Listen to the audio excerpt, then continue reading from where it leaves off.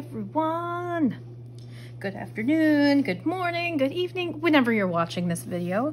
This is Mandy here, and today I want to talk about sketchbooks. Just filled this sketchbook, which is the Look Term 1917, and I filled it, and this was my final sketch in it, which is plants. I'm trying to practice plants and indoor stuff. And I started this the 11th of May. So I started it in the middle of mermaids. So the beginning has a couple mermaids, and then I kind of moved on from them. And so I have a lot of different experiments. I did a test page when I started. I don't usually do this in sketchbooks, but I never used this one before. The paper felt different. So I did a test page in it. I couldn't use mediums that I like to use all the time. Alcohol markers didn't work very well. Watercolor was okay, but I was scared to use it, so I didn't use it very often until towards the end. But colored pencil and pencil, it took really well. So most of this is a lot of play with colored pencil, my Caran d'Ache Neo colors, and my Luminance colored pencils. So that's kind of, it gives you an idea of what I've done. This was my one page of gouache, and it really buckled under that. So I just felt far more constrained in what I could do with this sketchbook. So now I didn't want to go back to the Look Term again. I will probably revisit a Look Term in the future. I'm not saying that I won't ever use one again, because I always say I'll never use a sketchbook, and then I go back. So I have some options. I have two different colors of the Talens Art Creation ones. I did have yellow, so I kind of want to mix it up. So I'll probably, if I go with one, I'd go with the pink. And that was one that I have. I had this Moleskine. I think I didn't do anything in it yet. Nope, it's completely empty. But I had this one that I was considering when I did my Look Term, but then I went with that one because this one is my tried and true. This is the one that I always go back to. It has, see, these ones are the same size, very similar paper color. They're both a little bit ivory. This one just has a lot more pages, and it is thinner paper, because this one's 140 grams and this is 160. And I like that little bit of thickness for when I'm using anything watery. I don't use water too much, but I do like to play with watercolors, and I'm getting into gouache more, so that's another option. I have this Strathmore mixed media art journal that's soft cover, so just sitting on my shelf, it's kind of already gotten a little bit of a beating, if you can see. It's just been sitting on my shelf because I'm scared to use it, but it's got kind of a texture to the paper, which I'm excited about trying. I had a Strathmore 400 series. This is the 500. That was their mixed media paper, and I really liked it. This is 190 grams. So again, it is thicker than this paper. But with that tooth, I worry about using alcohol markers, which is what I want to do. So I probably won't go with this one. This one I'm probably just going to set aside for now. I'll get back to it, I'm sure. And then I have another one that I said I wouldn't go back to, and yet I find myself looking again at the Illo sketchbook. Illo sketchbook. I don't know, how do I describe this? Because I've used one, and I got sick of the completely no tooth, smooth, bright white paper. I prefer this size much more. The square's like, so you can take your pictures online better. See, perfect square for, you know, social media. And it's a nice 180 grams. So it comes in between this one and the Strathmore, but I kind of been toying with it. My big thing is I probably won't go with the Illo this time, as I've been thinking about this stuff. I have literally been thinking about this for multiple days, because I knew I was coming up on my sketchbook, and I've been staring at these. I love the pink cover. I haven't had a pink cover. I had a rose gold last time I used this sketchbook. And so now I'm like, do I want the pink or do I want the navy? And this is my thought process. And the only thing is if I use this one, it will probably last a month, which I'll get that dopamine high that I love when I finish a sketchbook. So right now I'm feeling pretty low. I think I'm gonna go with this Moleskine. It's also open, so that helps since I don't have the protective seal on it. I think I'm gonna go with this Moleskine.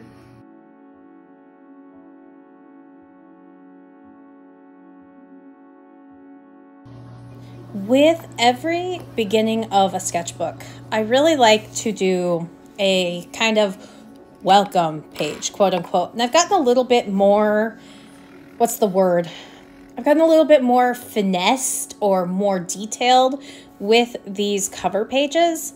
And there was one sketchbook I tried this year where I tried goals for a sketchbook and I put those on the first page.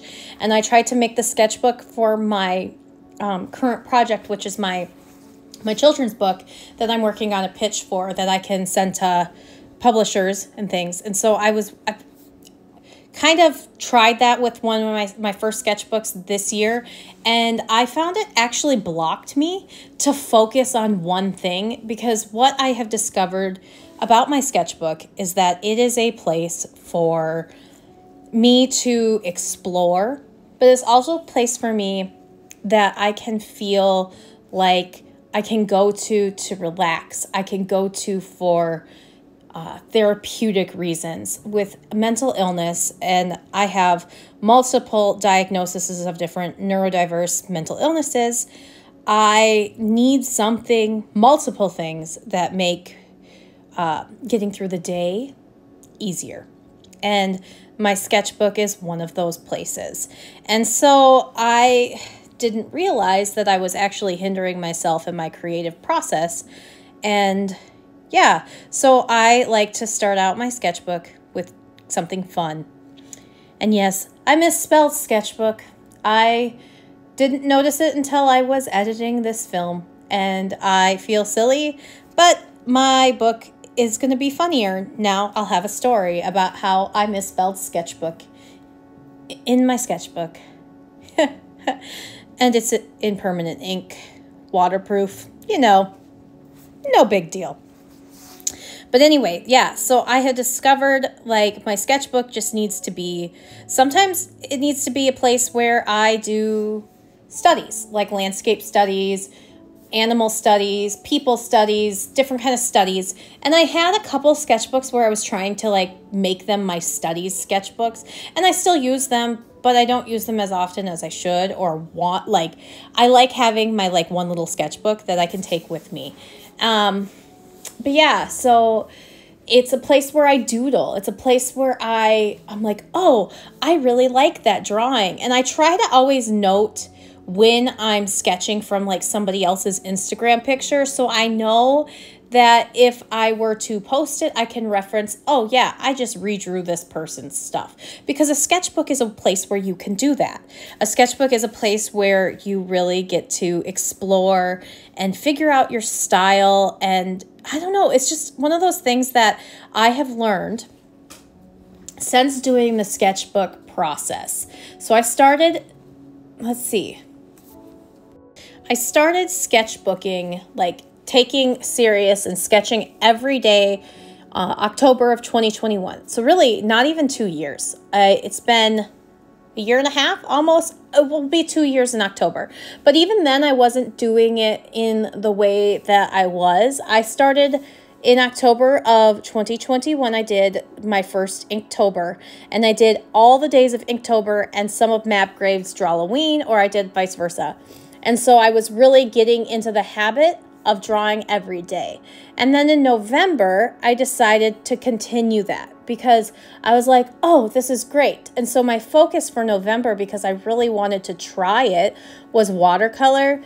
And I played with a lot of watercolor that month. I bought really cheap watercolor. It was not anything special. I think it was $5 at Michael's.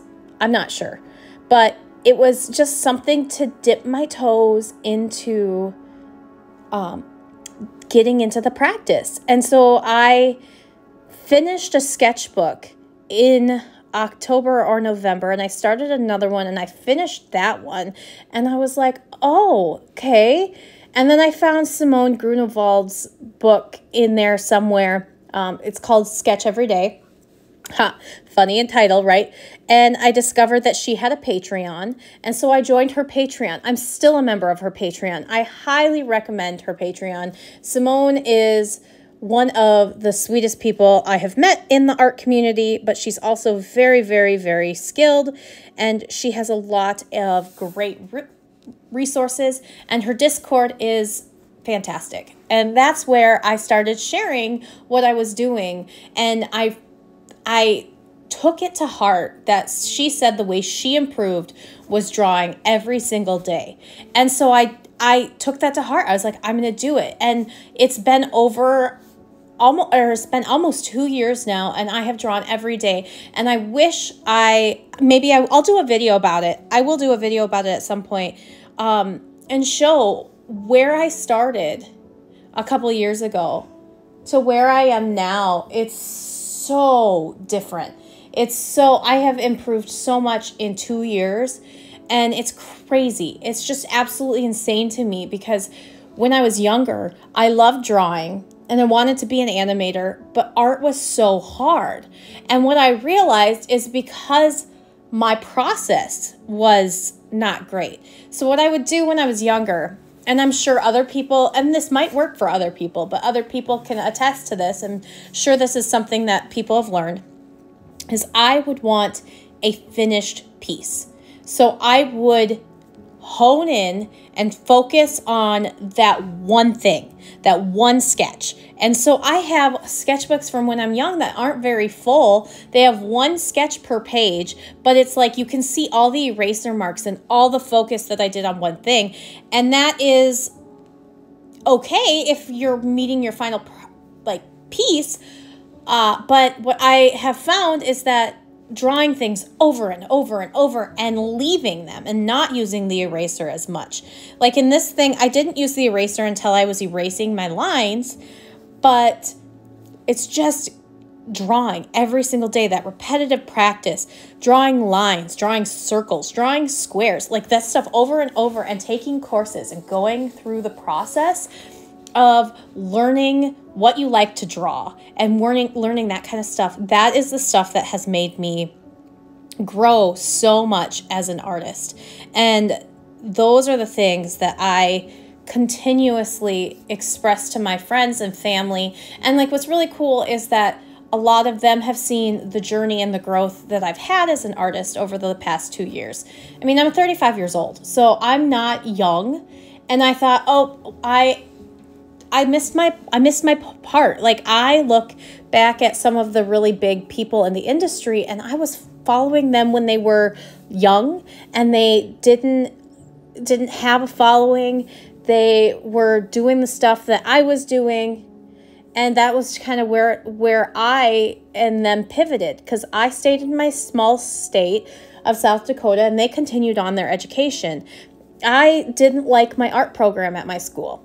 I did not appreciate the teachers. It was like kind of an old man's club. I don't know the best way to describe it. It felt very stifling to my creativity, and I didn't feel like I could be myself as an artist, because like the things that I like drawing, like cartoons and doodles, were so frowned upon. I remember I took a class where I tried to do something that was kind of out of the box, because the teacher was like, push yourself, be out of the box. So I did something that was out of the box, and it wasn't the way that she meant.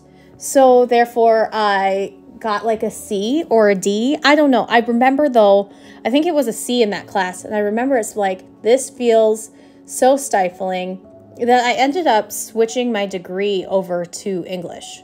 And so I got my degree in English, and I love writing. And I think it helps that I understand books. And obviously, you know, if you see my other content on here, I am big in reading. I read as much as I write, or as much as I draw. I don't write much anymore. I was skilled at it because I was doing a lot of it. It's just not where my focus is right now, so I'm not really writing, and I wouldn't call myself a writer. At one point I did, but I don't really call myself that anymore, just because it's not, I'm a reader. We'll just say it that way. I am a reader. and a critiquer and a lover of books, and I know how much work goes into that, and so I appreciate it, but it's not where I'm focusing my attention right now at this point in my life. And so that's okay. And it's okay to admit that and know that. And I love the people who are writing. Please keep writing, because I like books and I read way too many. Not way too many. I don't feel like I read enough. So the perspective is always there, right? But yeah, so I felt for a while there that I'm too old. I've missed my mark. I had a very successful business and I felt like I missed my mark. I missed being able to do anything with art. And so I thought, okay, well, let's just see where this goes. And I gave up on that mindset that you have to be a certain age to enjoy art. I gave up on the mindset that you have to make money off of art. I mean, making money off of art would be great, but then I don't have it for the things that I need it for, like mental health and just sharing it. Like, I just like sharing what I'm doing with people. Like, this is sharing my process. This is sharing what's going through my head as I'm thinking these things. And I love drawing cute little animals and cute little, I don't know, cute little flowers, and just this stuff just makes me happy. And I hope that people can see and feel the happiness that is radiating from this. When I'm not happy, I have a really hard time drawing and I get really blocked because it is something that for me is just calming. So when I have those moments where I'm really blocked and really sad and really just like down and don't know what to draw, I will pull out a book, an art book, and I will just start copying things from the pages. And eventually I get back to like, oh yeah, oh, what if it did this and this and tweak this and this and this and this? And then all of a sudden I have something that's completely like my own, but I wouldn't get there if I didn't do it every day. And so that is kind of my thing. And I do a bullet journal now because it really helps keep me on track with life. And so now that I have the bullet journal, I also just kind of, sometimes my creative process is doing spreads in my bullet journal. And so then my sketchbook, I'll let simmer for a couple days where I'm working on my bullet journal. So there's just like a ebb and flow of process. And yeah, this was my sketch for the day that day. And I'm playing with, like, as you can see, I'm playing with flowers, I'm playing with leaves, I'm playing with a little animal in a pot because I am really, really loving plant life and drawing plants and animals and creatures and things. And so I kind of wanted my spread to represent that. And so, I mean, yeah, that's basically my process. And I don't think I can say enough. Like, if you want to draw, you can draw. And like, it's not a talent. And I don't know if it's because some people have more of an affinity to drawing, but I think anybody can draw. I think anybody can develop the skill. It's just a matter of, is it something that you want to put all the effort into? Is it something that you're interested in? And is it something that you're willing to work hard? Because there are days where I'll spend 4 or 5 hours, 6 hours, 7 hours, 8 hours, depending on the day, I'll spend that drawing. If I can have a whole day where I draw, oh my gosh, it's so wonderful. I have to be really careful because, you know, I'm getting older. My joints are like, please don't do this for 8 hours a day. I'm trying to learn healthy habits about getting up, taking stretch breaks. I'm not great at it, and I don't really do enough of it, but I need to take care of my body a little bit more than I have. But it's one of those things that what really gets me is people like, where do you find the time? I make the time. I make the time, and it's not easy. I have 2 young sons at home, and they make it hard to do it as well. However, when they are home, my youngest isn't really interested in drawing as much, but my oldest, he likes to draw with me. And so he loves to sit at the table with me and we draw together.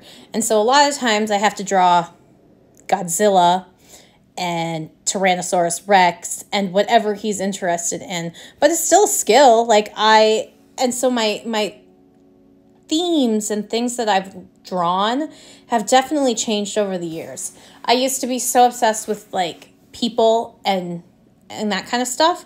And people, that was it. I only liked drawing people. I hated drawing flowers. I hated drawing landscapes. I hated drawing anything that wasn't people, and I think that hindered me. So I really like drawing everything. I'll take a course and I'll pull things from any kind of course. And then I will be like, okay, so how do I make what I just learned in this course mine? And what do I always come back to in my own work that I love? And so it's like when you can see it's those thick, bold lines versus the thin ones. It's all the little dots and the little happiness. And if that's the best way that I can describe it, that's kind of what I think about when I'm taking courses. And I don't know, maybe I am rambling and talking about things that don't make sense, but that's kind of how I feel. And I do get a lot of inspiration from my reading. And I think I'll talk about that really in depth, maybe talk about a book or two that I have gleaned a lot of inspiration from in my work, or like subjects to draw. If I don't know, if I'm down, I think that's the best, down or low energy when it comes to drawing, I do also take a lot of different inspirations from books. Like, I'll give you an example in this video. The Last Tale of the Flower Bride by Roshni Chokshi. I read that in February when it came out. It is a beautiful book. It's one of my, I can't decide. I keep thinking about it. Is it one of my favorite books of the year? I don't know, but it's up there.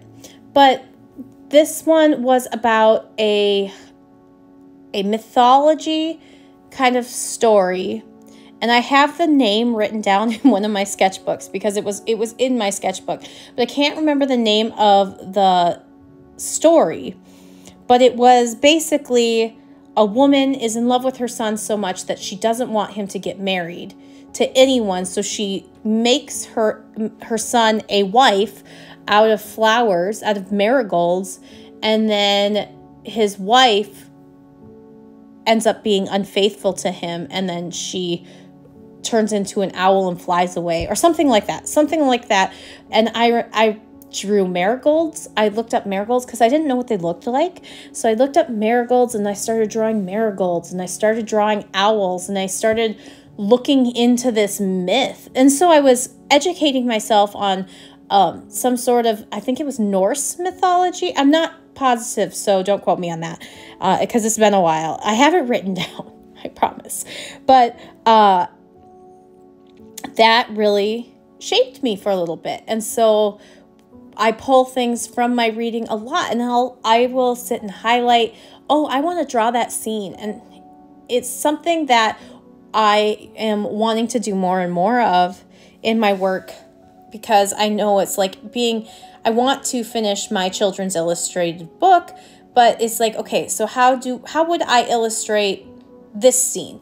And I was doing it with some books from my past when I was younger, and I'd like to try that, give me a passage from a book, and what can I come up with for the character? What would the character look like? What would the scene look like? What would the house look like? Because imagining this stuff in my head, as we all are, and isn't fan art kind of fun, but it's something that I can play with in my sketchbook. And because I'm doing my landscape studies, because I'm doing, this kind of stuff like sketching and inking and things, I can build that library up so I can pull from that and be like, okay, here's the scene. Like, here we go. Here's what I envision from this, and I can come up with it. But I wouldn't be able to come up with anything without, you know, a whole bunch of like just copying from somebody else if I didn't do my sketchbook and I didn't do my sketchbook routine all the time. So that is my view on how important sketchbooks are. And so I just think that setting up your sketchbook is really important. And yeah, I don't know. Did I ramble so much? Let me know what you think about my thought process on this and what you think about everything. I feel like I repeat myself in video after video. I should like come up with something else to talk about, but it's so hard to like remember what you said in a video before. And so I'm sorry if I've repeated myself and this is like, oh, okay, I've heard this from you 2,000 times now, except I don't have that many videos. So you haven't heard this from me 2,000 times yet. But I don't know, my life completely transformed. And not life, but my habits. Maybe my life did. Maybe my life did completely transform when I started doing a sketchbook practice every single day. That's a question that I should think about. But yeah, so anyway, I have just a couple minutes left in the video. I'm going to let you guys roll out with the spread, and I will see you in the next video. Let me know what you thought about this video, and yeah, like, comment, subscribe. I appreciate you guys so much. Have a great day, and bye. Well, I'm not leaving yet, but my voice is. All right, I am so awkward. Thanks, guys.